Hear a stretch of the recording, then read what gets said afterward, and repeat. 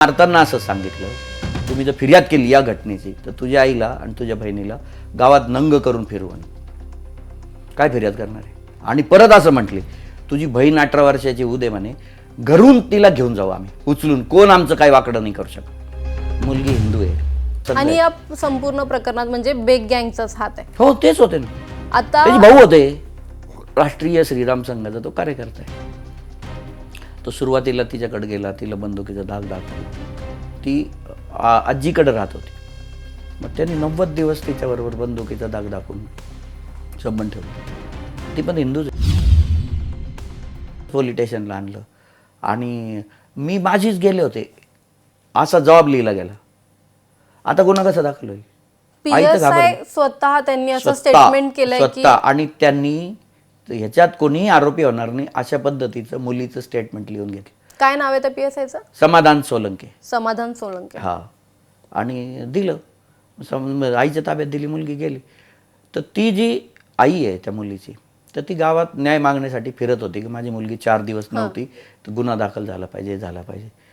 तर ती आई न्याय मागण्यासाठी गावातल्या पुढाऱ्यांकडे जाते म्हणून त्या मुलीचा जो भाऊ आहे त्या भावाला जुन्या तहसीलजवळ 5-25 जणांनी उचलून पटकलं, पूर्ण कपडे काढले.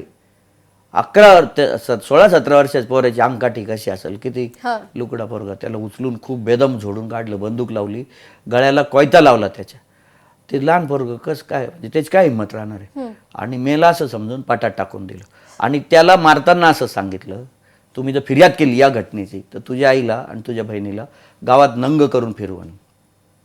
काय फिर्याद करणार आहे? आणि परत असं म्हटले, तुझी बहीण 18 वर्षाची उदे म्हणे, घरून तिला घेऊन जाऊ आम्ही उचलून, कोण आमचं काय वाकडं नाही करू शकत. मुलगी हिंदू आहे, कोण आमचं काही करू शकत नाही, घरून उचलून नेऊ म्हणून. ते घाबरले. ते कसं काय फिर्याद करतील? असे सिरियस इतके भयानक प्रसंग. आणि या संपूर्ण प्रकरणात म्हणजे बेग गँगचाच हात आहे. हो, तेच होते ना. आता त्याचे भाऊ होते. काही दिवसांपूर्वी अशी बातमी आली, सोन्या बेग यांना ऑलरेडी अटक झालेली आहे. ते सध्या पोलिसांच्या ताब्यात आहेत. त्यांच्यावरती आता पॉस्कोचा गुन्हा देखील दाखल करण्यात आलेला आहे, कारण की त्यांच्यासोबत श्रद्धा बेग नावाची एक मुलगी भेटली होती पोलिसांना. आधी तिला सह आरोपी केलं गेलं होतं. नंतर असं समोर आलं की तिच्यावरतीच अत्याचार होत होता. ती गर्भवती आहे आणि तिनेच सोन्या बेग यांच्यावरती पॉस्कोची केस टाकलेली आहे. त्याबद्दल काय सांगाल? त्याच्यामध्ये असं आहे की तिथं त्या रूममध्ये प्रेग्नन्सी रिपोर्ट सापडले तिचे. तिच्या आईने फिर्याद दिलेली आहे. 17 वर्षाची मुलगी आहे, तर ही अल्पवयीन आहे ना. ते लग्न कसं काय करू शकतात? लग्न तर होऊ शकत नाही ना. ती श्रद्धा बेग कसं काय झाली?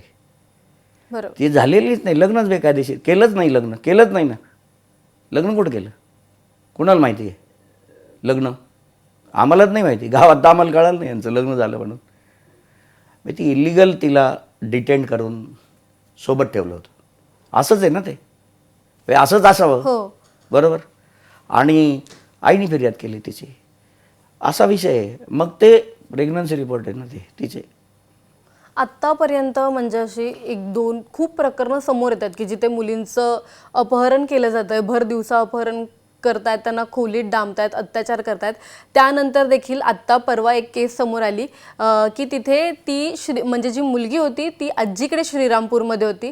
तिनेच देखील सोन्या बेग आणि सागर बेग या दोघांनी मला बंदूक लावून धमकी देऊन 40 दिवस माझ्यावरती अत्याचार केलाय. आता फिर्याद केली आहे तिने, तर त्यांचा एक गुंड आहे त्या पूनम हॉटेलच्या मागच्या बाजूच्या परिसरामध्ये घडलेली घटना आहे ही. बाबा साळवे त्यांचा गुंड आहे, तो त्या परिसरातला गुंड आहे. राष्ट्रीय श्रीराम संघाचा तो कार्यकर्ता आहे. तो सुरुवातीला तिच्याकडे गेला, तिला बंदुकीचा धाक दाखवला. ती आजीकडे राहत होती. मग त्यांनी 90 दिवस तिच्याबरोबर बंदुकीचा धाक दाखवून संबंध ठेवले. ती पण हिंदूच आहे. म्हणजे हे जे हिंदू रक्षक सांगतात ना, तर ती पण हिंदूच आहे, ती मुलगी जी आहे ती. मग कुठे ना कुठेतरी ह्या सर्व गुन्ह्यांच्या मागची ऑपरेंडी काय, म्हणजे मोडस ऑपरेंडी असते. हे स्वतः हिंदू आहेत, यांच्या हिंदुत्वाचा दुसऱ्या हिंदूंनाच त्रास होतोय. हिंदू गुंडांपासून श्रीरामपूरमध्ये हिंदू समाजाचं संरक्षण करण्याची गरज आहे. आणि मोडस ऑपरेंडीमध्ये ते लहान मुलं, 16 वर्षाच्या आतले मुलं वापरतात, फायरिंग करतात हे पोरं गावभर. 8 दिवसाला एखादा तरी फायरिंग. पोलिसांबरोबर हॉटेलमध्ये हे पोरं जेवायला बसतात, कट्टे टेबलवर काढून, आणि पोलीस त्यांच्यासोबत जेवतात. इतकी परिस्थिती श्रीरामपूरची गंभीर आहे. आणि पोलीस स्टेशन नाहीच आहे श्रीरामपूरमध्ये, फिर्यादीच दाखल होत नाहीत. आणि गेले 4 वर्ष झाले की ही फिर्यादीच दाखल होत नाही. फिर्यादी कुठं दाखल होतात? लोक जाऊन SP ला भेटतात किंवा लोक जाऊन श्रीरामपूरच्या बाहेर जातात, राऊरी पोलीस स्टेशनला जातात, आम्हाला फिर्याद करायची. मग तिथले पोलीस म्हणतात तुम्ही कुठले? श्रीरामपूरचे. मग तुम्ही 20-22 किलोमीटर लांब का बरं आले? मग कोणतरी SP संपर्क करतं, मग ते राऊरी पोलीस स्टेशनला सांगितलं जातं, मग राऊरी पोलीस स्टेशनमध्ये फिर्याद होते. आता ही जी बाबा साळवेच्या विरोधातली जी फिर्याद नोंदवली गेली, 90 दिवस संबंध ठेवलं तिच्यावर, ती कुठं नोंदवली गेली? श्रीरामपुरात नाही. आत्ता सुद्धा बरं का, आकाश दुबेची हत्या झाल्यानंतर सुद्धा आज अशी परिस्थिती आहे, आज सुद्धा, की श्रीरामपूरच्या लोकांना श्रीरामपूर शहर पोलीस स्टेशन सिक्युअर्ड वाटत नाही. ते फिर्यादीला दुसऱ्या तालुक्यात जातात, नगर जिल्ह्यातल्या. आज सुद्धा ही परिस्थिती आहे. आणि फिर्यादी आज पण पोहोचला पोलीस स्टेशनला तरी कळतं.